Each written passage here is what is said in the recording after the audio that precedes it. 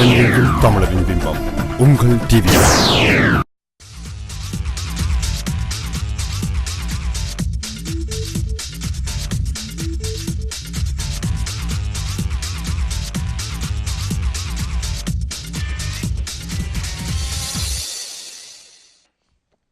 Welcome to Crossroads on TVI. I'm your host, Bhartiya. Good afternoon, dear viewers. We hope you and your loved ones are keeping well. Recently, the United Nations held their annual Human Rights Council, where they adopted a resolution last week calling on the Office of the High Commissioner for Human Rights to undertake a comprehensive international inquiry into Sri Lanka. To discuss what this resolution means and doesn't mean, we're joined with Krishna Saravanamuthu and Cubase Navaratnam. Krishna is the Advocacy and Research Director of the National Council of Canadian Tamils. He's also the spokesperson of the International Council of Ulam Tamils, a grassroots federation composed of organizations from across the global Tamil diaspora. Cubase practices law. In 2009, he wrote his LLM thesis in the field of international humanitarian law, and more specifically, the responsibility to protect doctrine, a topic that is very relevant to our discussion today. Later in the show, we'll be discussing the upcoming Indian election with Dr. Azad Kaushik, the convener of the BJP party in Toronto. As always, we welcome your participation in our show. Please call us at any time at 416-623-8100.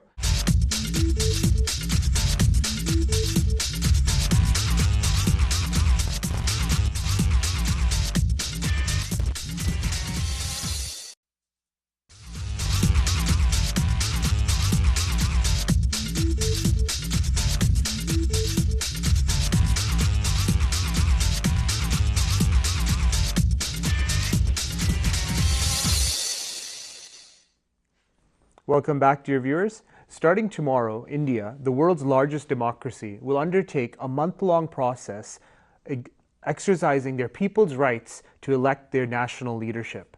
This election, in contrast to recent ones, is being closely watched by many around the world. India, it goes without saying, is a fast-rising economic and political superpower. Thus, their choice of leader and leadership will have a great many implications, not only for India, but much of the world. Many political pundits are predicting a win for Narendra Modi, the current Chief Minister of Gujarat and the current leader or the Prime Ministerial candidate of the BJP party, the Bhartiya Janata party. To discuss this election, Modi and the BJP, we're joined with Dr. Azad Kaushik, the convener of the Overseas Friends of the BJP Toronto chapter. Welcome, Dr. Kaushik. Thank you very much. Thank you for making time. This election, like I mentioned, is closely watched, and many predict a change of government from Congress to the BJP, as some political pundits are saying. This election is one following 5 years of a coalition government. Right. What are the factors, in your opinion, that are shadowing this political discussion that's happening in India? That's a very interesting point that you raise. India is one of the largest democracies in the world. And the world looks at India as a democratic country where there should be good transparency, good governance. And India, more or less, is a kind of civilizational heritage. It reflects human civilization, aspirations of humans all around the world. In fact, it's the land of the origin of dharma, basically. So India is supposed to be a leader in the community of nations. And what has happened during the last decade, the country is sort of shaken to its foundation. A common man in the street is raising questions. Where is our society headed to? Where is our country headed to? What are our aspirations? And this has more to do, in more concrete terms, a system that has failed to govern. There's a pure, absolutely failure of governance, basically, in India. There have been so many scams. The women are not safe even on the streets of Delhi, the capital of the country. The soldiers are getting beheaded at the borders. The economy is in shambles. So overall, India, as a part of globalization system, a country of over 1 billion people, should have really moved ahead, in fact. As people talked about in economy some time back, that India is an elephant or is a tiger, or this economy is getting out of the cage and run, but that has not happened. And basically the reasons are there is a failure of the system of governance, essentially. In this context, India has been seen as a rising economic power, or a potential one at least. In terms of India's economic climate, corruption and scandal has framed much of the discourse. To what extent is the public ready to stand up against it in terms of corruption in India? Well, I don't see this as an election. Actually, it is more of a people's movement. And if you would recall, in fact, Anna Hazare started a movement against corruption that was very widely appreciated, in fact, all over the country, because people are just fed up. There comes a time when you say, it is enough. And we have to move forward as a nation, as people, as society.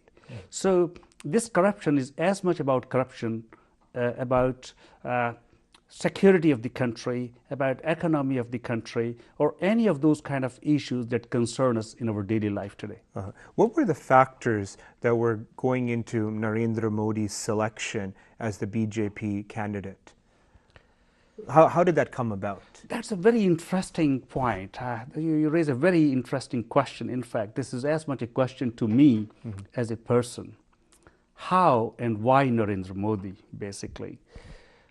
Well, when I look back, I see, you often wonder what's happening around in India. You see Indian people, they're very enterprising, they go all over the world and they do well in their life. So what has happened in India, essentially? When you think about this, in fact, you see that this is a continued lack of leadership. There's a leadership deficit in the country. We had a prime minister whom we never heard what he stood for, basically. The country didn't know who was governing the country. So it was essentially the leader deficit. That sort of led people to think that to whom to listen? Who is our leader, in fact? The prime minister normally you would expect should be the leader of the country. But the prime minister did not stand up to the aspirations of the people in society. So, in fact, and I just wonder, it's a country of 1 billion people, basically, and people are very much awakened about their political rights today. And in that process, they looked for somebody who was honest, who had a vision, and who could do good for the people. And finally, it came down to Narendra Modi, who arose from the grassroots, from very humble backgrounds. And was his selection by a committee or by the membership of the BJP? Well, it is mainly by the membership of the BJP. Okay. Yes. So he arose from grassroots, basically. Yes. That's what I understood. He was involved throughout his life. Yes. What is Modi's vision for India in this campaign? Well, at this point of time, he stands all for that the country is suffering from, basically. He's for a stable, strong, inclusive India. He's for an India that is a guru to the world, that has a standing in the Committee of Nations. India demonstrated leadership in the Committee of Nations, and that has died down over the years, in fact. And Modi would bring sanity to the system, so there's more transparent governance, the security of the country is free from terrorism, for example, the economy is on the move, the infrastructure is not a constraint in the growth of economy. When Narendra Modi was chief minister in Gujarat in the early 2000s, in 2002 there was the Gujarat riots, right. For which he was in a controversial position. Can you tell us what, in your opinion, what transpired during the riots and what was Modi's role? Well, I'll tell you, this is the most often asked questions, and the print media, the electronic media is full of these kind of issues, in fact. And you see that at the end of the day, we have to look at issues coldly and rationally. India has a very strong judiciary. The Supreme Court of India is respected all over the world. And probably Narendra Modi is the only person in the world who has been examined so much with a microscopic approach to the issue of Gujarat rights, which nobody would appreciate. No Indian would like to appreciate that. Nobody would like those kind of rights to happen in any country. I feel very uncomfortable with those kind of rights can happen in a country like India, in fact. This is not the India, this is not the civilizational heritage of India. This is not the India that has accepted all kinds of people from all over the world through the centuries, in fact. So it is not India, in fact. And in Narendra Modi, when Supreme Court looked into this, came out very clearly. He has not been found guilty of a single wrongdoing. If he were, I'm pretty sure our Supreme Court of India and justice system would not spare him, in fact. Actually, this is the reason for his rise. That's how I look at that, because you go after somebody making allegations without substance, and that person stands out clear. I mean, there's a word in Hindi, Agni Pariksha. He has walked through the fire, basically. And I think this is in part actually one of the reasons for his rise, because he proved his credentials as an honest person who was not involved in those riots. This is true, he was the chief minister, and he was a new chief minister at that point of time. And this thing happened, this shocked him as much as anybody else, in fact. So maybe that the way I personally look at it, sitting over here at a distance, I look at it this way: he was a new chief minister, he didn't know how to handle that, probably. It was a people's kind of reaction to something that happened down there. So he, I don't think, was in no way involved. And I respect the Supreme Court of India, and I would go by the judgment of the Supreme Court of India. In this past decade, Chief Minister Modi has embarked on a project called Vibrant Gujarat. Yes. And it's attracted a lot of economic investment and prosperity. What was the nature of that project, and what happened for Gujarat's economy? Okay, well, you see that I'm not from Gujarat. Actually, I'm an outsider. So my view is more of an outsider, in fact. What I have heard from people, what I have read about Gujarat. What Narendra Modi has done, he has freed Gujarat. He has freed people of Gujarat to grow. He has allowed entrepreneurship. He has created an infrastructure in Gujarat that has helped the economy to move. It's one of the most or the fastest moving economy in India at this point of time. And I am told actually that you can travel from Bombay to Delhi, and the moment you pass from Gujarat, you see a difference. And the moment you get out of Gujarat, you see the difference. People are so impressed by what he has done. For example, I mean, power is a major issue, energy is a major issue, I mean, all over the country. I mean, I remember there was a time that there was no power in New Delhi. New Delhi was dark at one time. But in Gujarat, there's 24-hour electricity. He has built the Asia's biggest solar system that supplies power 24 hours to every village, in fact. So now you see economy is likely to grow. When wherever there's energy, I mean, things can move forward, basically. So in fact, his model of development has helped every Gujarati. This economic liberalization, which was started by the BJP under Atal Vajpayee, has resulted in increased westernization, if you will, of India in terms of multinational corporations coming in. Is this continued economic boom good for India in a traditional perspective in terms of the effect and influence it's having on the youth? What are your thoughts on that? That's a very interesting point that you make. You see, it's a country of 1 billion people, and most of the population is very young. There is no doubt India has to move forward, basically.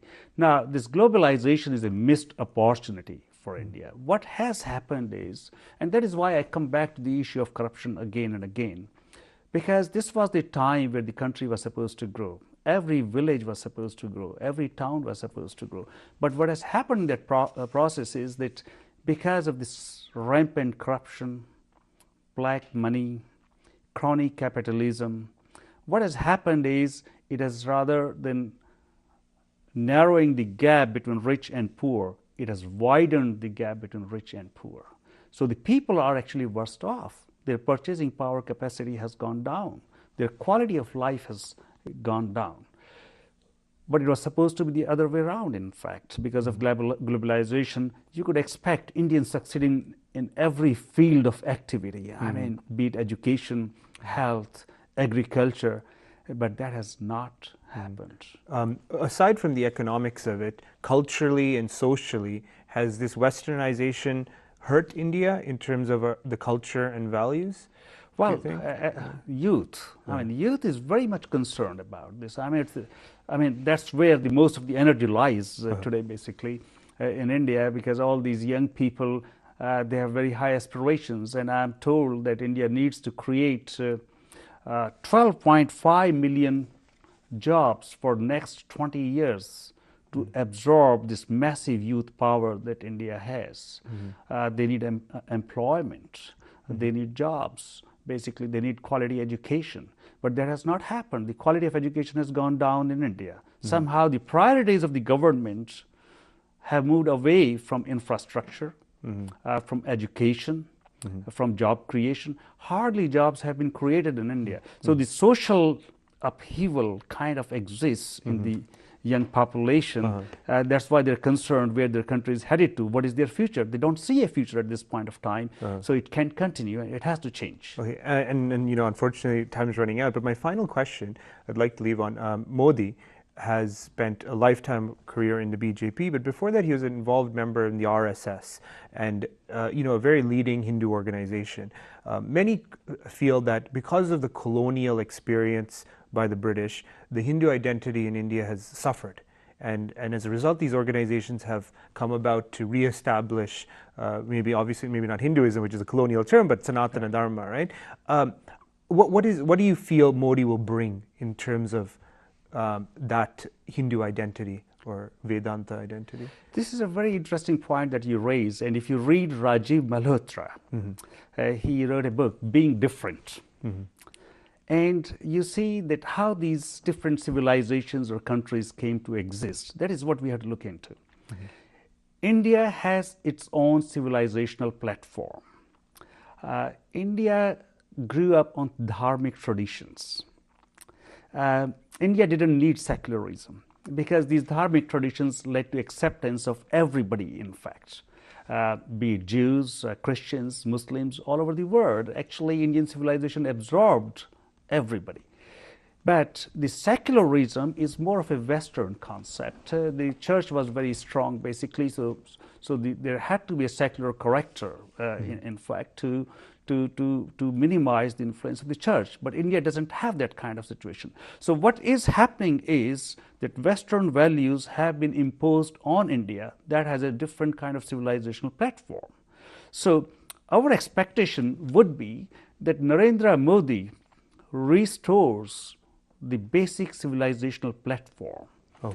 In the sense that Indian culture thrives and survives. And in fact, loss of Indian culture is a loss to the world. Okay. Thank you, Dr. Kaushik. Dear viewers, thank you for tuning in to Crossroads today. Unfortunately, that's all our time. We're looking forward to seeing you next week. Thank you.